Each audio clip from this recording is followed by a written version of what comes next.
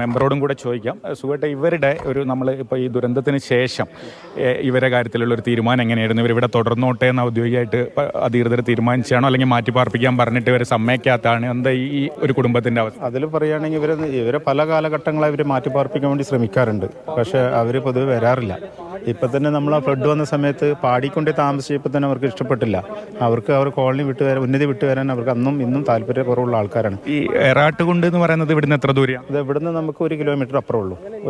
ഒരു കിലോമീറ്റർ കാടിനകത്ത് തന്നെയാണ്. കാടിനകത്ത് തന്നെ ഫോറസ്റ്റിൻ്റെ അകത്തോടു കൂടി ചേർന്നിട്ടാണ് വനാവകാശ നിയമപ്രകാരം അവിടെയാണ് അവിടെ വീടും കാര്യങ്ങളും വെച്ച് താമസിക്കുന്നത്. വനാവകാശ നിയമപ്രകാരം രേഖ കൊടുത്ത സ്ഥലമാണ്. രേഖയല്ല, അവരുടെ അതുമായി ബന്ധപ്പെട്ട് ഒരു മൂപ്പിൻ്റെ അണ്ടറിൽ ചെയ്യുന്ന ഒരു സംഭവമാണ് അവിടെ താമസം. അവിടെ എത്ര കുടുംബങ്ങൾ ഇപ്പോഴും ബാക്കിയുണ്ട്? ഇവർ ടോട്ടൽ 5 കുടുംബങ്ങളാണുള്ളത്. അവിടെ ഇപ്പോൾ അവിടെ 2 കുടുംബം, എണ്ണസംഖ്യ കൂടുതലുമാണ്. അവിടെ ഇപ്പോൾ 2 കുടുംബം തന്നെ പറയുമ്പോൾ 10-15 മക്കളും കുട്ടികളൊക്കെ ആയിട്ട് 10-15-20ഓളം പേര് ആൾക്കാരുണ്ട്. നമ്മൾ ഈ ഉരുൾപൊട്ടലിന്റെ പിറ്റേന്ന് ഫോറസ്റ്റുകാർ ഒരു കുഞ്ഞിനെയൊക്കെ എടുത്തു വന്നത് അവിടെ നിന്നല്ല? ആ കുഴിയിൽ നിന്ന് എടുത്തു വന്നത്, അത് തൊട്ട് താഴ്ന്ന് എടുത്തത്. അതും ഇതുമായിട്ട് എത്ര ഡിഫറൻസ് ഉണ്ട്. ഇത് കുറേ മേലെയാണ് ഇവർ. അപ്പോൾ ഇവർ അവിടെ ഇപ്പം താമസമല്ലേ? ഇപ്പം എസ്റ്റേറ്റ് ക്വാർട്ടേഴ്സിൽ അല്ല, കുറച്ച് പേര് ഇപ്പോൾ അവിടെ താമസിക്കാൻ മാറിപ്പോയിട്ടുണ്ട്. അതാണ് ഈ സംഭവിച്ചത്. അങ്ങനെയാണ് ഈ ഷോർട്ട് വഴി കൂടെ വന്ന് ഇങ്ങനെ സംഭവിച്ചത്. ഇതിന്റെ ക്വാർട്ടേഴ്സിൽ നിന്ന് അവരെ ഉന്നതിയിലേക്ക് പോയിരുന്നു. ക്വാർട്ടേഴ്സിൽ നിന്ന് ഉന്നതിയിലേക്കോ ഇനി ചൂരമല ടൗണിൽ വന്നിട്ട് സാധന സാമഗ്രികൾ പിടിച്ച് പോകുന്ന വഴി നമുക്ക് പറയാൻ കഴിയില്ല. നൈറ്റല്ല സംഭവിച്ച ഒരു കാര്യങ്ങളല്ലേ. ക്വാർട്ടേഴ്സിൽ താമസിക്കുന്നവർ കോട്ടയത്ത് തന്നെ താമസിക്കുന്നുണ്ട്. ഇവിടെ ഉന്നതി താമസിക്കുന്ന കുറച്ച് പേരുണ്ട്. അവർ രാത്രി വഴിക്ക് വരുന്ന, അവർക്ക് അധികം ശരിക്കുള്ള വഴി അതിലെയാണ്. അവരെപ്പോഴും ഷോർട്ട് വഴി നോക്കി പോകുന്ന ആളുകൊണ്ട് എളുപ്പം എത്താപ്പെടാൻ വേണ്ടിയിട്ട് അങ്ങനെ വന്നത് സംഭവിച്ചൊരു കാര്യം. ഈ ഉന്നതിയിൽ താമസിക്കുന്നവരോട് സത്യത്തിൽ അവിടെ താമസിക്കാൻ ആരും അനുമതി കൊടുത്തിട്ടില്ല, അവിടെ നിന്ന് മാറണമെന്ന് പറഞ്ഞാണ്. ആദ്യമേ പറഞ്ഞിട്ടുണ്ട് അവരോട് മാറി താമസിക്കും. പക്ഷേ നമ്മൾ ആരൊക്കെ കഴിഞ്ഞ കാലങ്ങളിൽ ഈ കാലങ്ങളിൽ എത്ര പറഞ്ഞാലും അവർ മാറാൻ വില്ലിങ് അല്ല, താല്പര്യപ്പെടുന്നില്ല. നമ്മൾ പല അടിസ്ഥാന സൗകര്യം പല മേഖലയും അവർക്ക് കാണിച്ചു കൊടുത്തു മാറി താമസിക്കാൻ വേണ്ടി. അവരതിന് എന്നും വന്നു. അപ്പോൾ പണ്ടത്തെ ഒരു മൂപ്പം മരണപ്പെട്ടു, അദ്ദേഹം തന്നെ പറയുന്നു ഒരു കാരണവശാലും ഞങ്ങളെ കുലദൈവം കാര്യങ്ങൾ ഇവിടെ ഉണ്ട്, മാറി താമസിക്കാൻ ഒരു വില്ലിങ് അല്ല എന്ന് പറഞ്ഞിട്ട്. അങ്ങനത്തെ ഒരു പ്രശ്നമുണ്ട്. ഇപ്പോൾ ഈ ദുരന്തത്തിന് ശേഷം ഇങ്ങോട്ട് കറണ്ട് നമ്മൾ കൊടുത്തിട്ടില്ലല്ലോ അല്ലേ?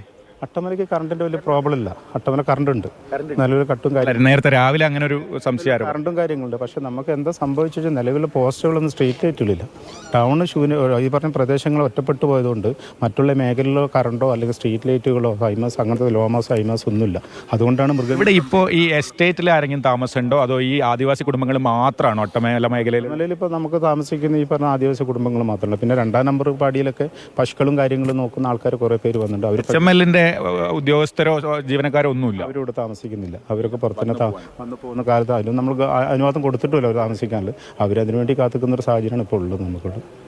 വാർഡ് മെമ്പർ സുകുമാരനാണ് നമ്മളോട് സംസാരിച്ചത്. അദ്ദേഹം നമ്മളെ ഈ ചുരൽമല ദുരന്തത്തിൻ്റെ സമയത്തൊക്കെ ഇവിടെ തന്നെ നമ്മളോട് കൂടെ ഉണ്ടായിരുന്ന ആളാണ്. അപ്പോൾ അദ്ദേഹം പറയുന്നത് പലതവണ പല കാലഘട്ടങ്ങളിൽ ഈ ഉന്നതിയിലുള്ളവരെ മാറ്റിപ്പാർപ്പിക്കാൻ അധികൃതർ ശ്രമിച്ചിരുന്നു. പക്ഷേ അവർ വിട്ടുവരില്ല, അവരുടെ കുലദൈവം വനം ഒക്കെ വിട്ടുവരില്ല. പക്ഷേ ഇപ്പോൾ ഈ ദുരന്തത്തിന് ശേഷം അവർക്ക് ഹാരിസൺ മലയാളത്തിൻ്റെ ഒരു ക്വാർട്ടേഴ്സ് തയ്യാറാക്കി നൽകിയിരുന്നു.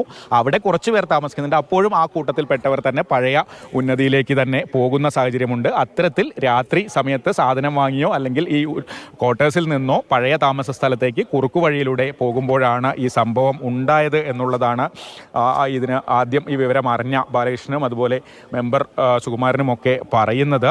ഇതിലാകെയുള്ളൊരു ദുരന്തത്തിന് ശേഷം എന്നതാണ്. വൈദ്യുതി ബന്ധം പുനഃസ്ഥാപിച്ചിട്ടുണ്ട്, പക്ഷേ സ്ട്രീറ്റ് ലൈറ്റുകൾ ഇല്ല, ഇരുട്ടാണ്. ഈ കുടുംബങ്ങൾ മാത്രമാണുള്ളത്. ഹാരിസൺ മലയാളം കമ്പനിയുടെ വലിയ തോട്ടം മേഖലയാണ്. പക്ഷേ അവരുടെ തൊഴിലാളികളോ അല്ലെങ്കിൽ അവരുടെ ഉദ്യോഗസ്ഥരോ ഒന്നും ഈ ഭാഗത്ത് ഇപ്പോൾ താമസമില്ല. അവർ പകൽ എസ്റ്റേറ്റ് നോക്കാൻ വരുന്നു, ജോലിക്ക് വരുന്നു എന്നതല്ലാതെ ഇവിടെ താമസിക്കാൻ ആർക്കും അനുവാദം നൽകിയിട്ടില്ല.